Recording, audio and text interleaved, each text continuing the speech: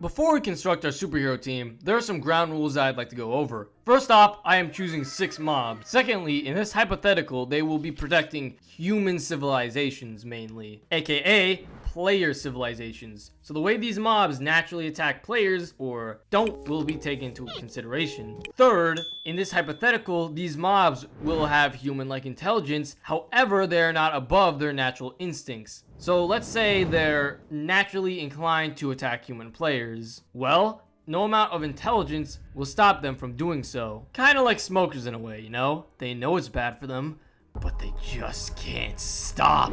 Fourth, because in this hypothetical mobs have human-like intelligence, and also because there's no real metric to measure mobs' personalities in Minecraft, for this video we're not going to be looking at leadership or other personality-wise traits. We're only looking at physical stats and abilities like strength or defense. Now that that is all out of the way, we could finally have some fun. We're going to be looking for 3 major skill sets that these mobs will have to possess in order to be considered valuable assets. First off, strength. We're gonna need mobs who are very strong, and this doesn't necessarily have to be physical strength. Say if a mob were able to poison somebody, that would work just as fine. Next up, any good team needs a defender.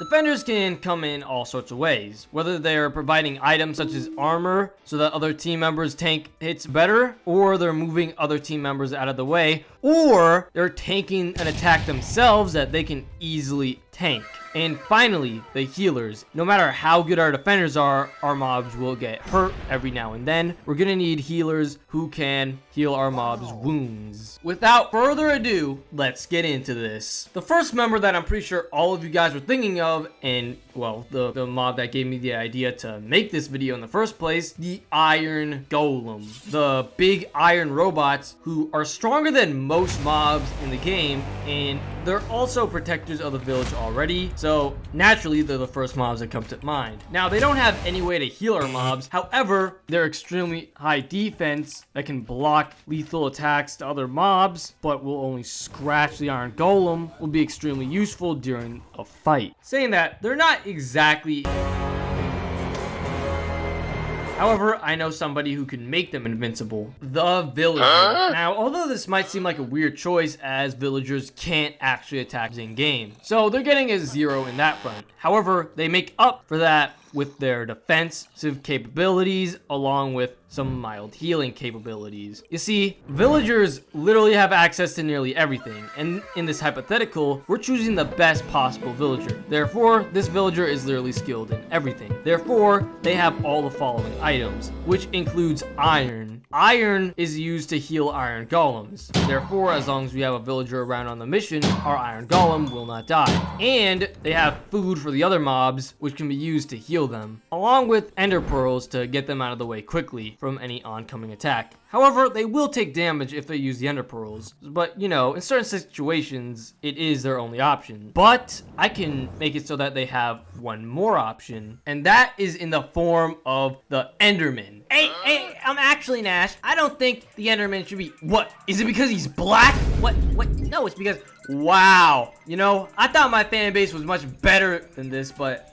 I guess my fan base isn't above racism. What? You were totally fine with the white Iron Golem and the white skin tone kind of villager? What? No, stop accusing me of being racist. It's because he's a hostile mob. He attacks players. Oh. Yeah, you see, people tend to get confused on that. See, Endermen are actually neutral mobs. However, they become hostile whenever you look them in the eyes for some weird reason. But I came up with a loophole around this. Just make the Enderman wear a blindfold, and or get a blind Enderman who has really good hearing, like the Daredevil Enderman. Boom. Solve the problem. Okay, well, that problem's solved, but aren't Iron Golems hostile towards Endermen? Yeah, you see, that would be a problem too. However, I'm smart, so I was able to come up with a way to counteract the Iron Golem's racism towards the Endermen. You see, Iron Golems will attack the players if the players attack them. However, if a player were to build an Iron Golem and then attack that same Iron Golem, no matter what, that Iron Golem won't attack the player. Kind of like kids who are getting abused by their parents. Since the Enderman can pick up blocks, all we gotta do is make the Enderman build our Iron Golem, and then the Iron Golem, no matter what, will not attack the Enderman. Is genius! But for all that yapping I've done, you're probably not convinced on why I should even let the Enderman join the team in the first place. Well, again, teleporting. Since the Enderman can teleport blocks with him, that means he can most likely teleport live entities. So say one of our teammates was in grave danger. All the Enderman would have to do is grab them by the shoulder and teleport away with them. Scoring points and protection. 2, they have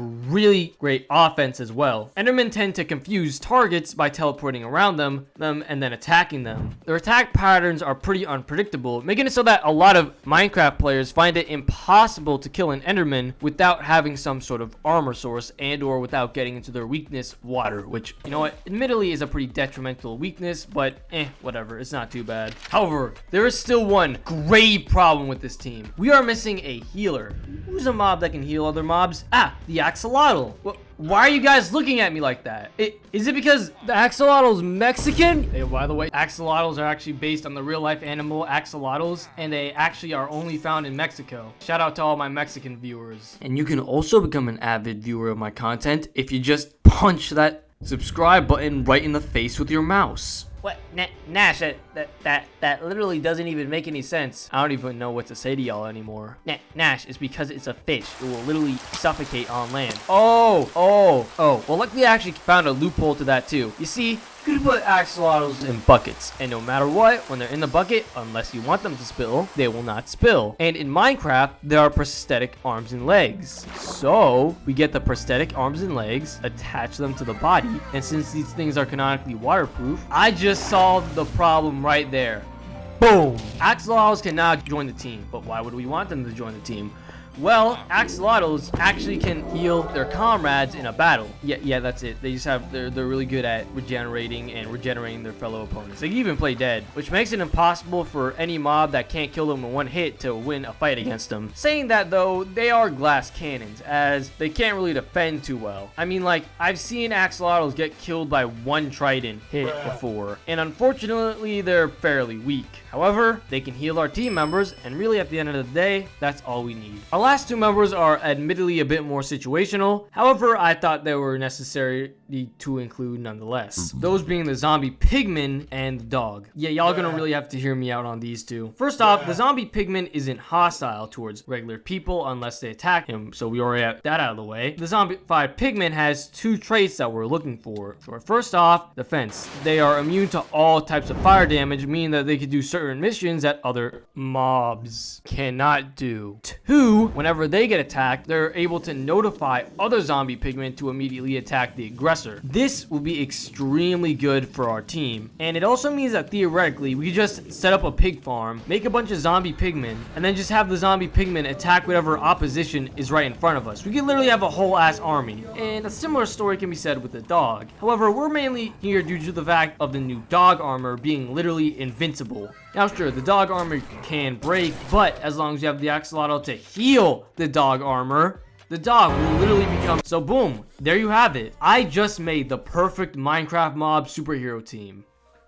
Now you might be wondering, well, how is this going to help me in my real life, or in other video games for that matter? Well, it's about covering weaknesses. If you have friends, right?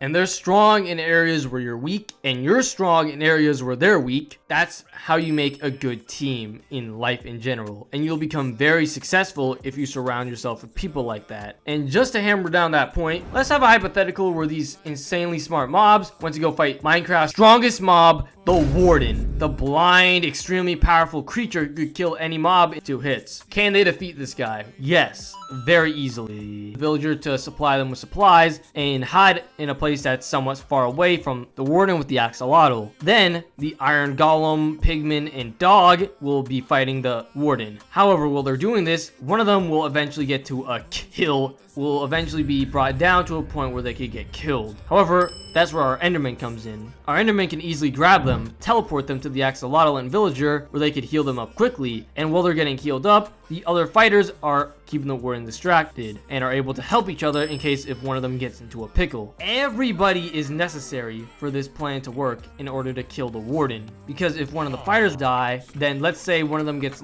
to low health, now the Warden will be able to focus all of its attention onto one entity, and we will risk that entity dying before the Enderman's able to teleport back. If the Enderman dies, well, now we don't have a way to separate the healers from the fighters, and the Warden will be able to kill everybody. If the axolotl or villager dies, well then we won't be able to heal up our crew, which is the importance of teamwork. And hey, if you guys like this video, why don't you check out my other Minecraft video where I talk about how you can play Minecraft in the best possible ways.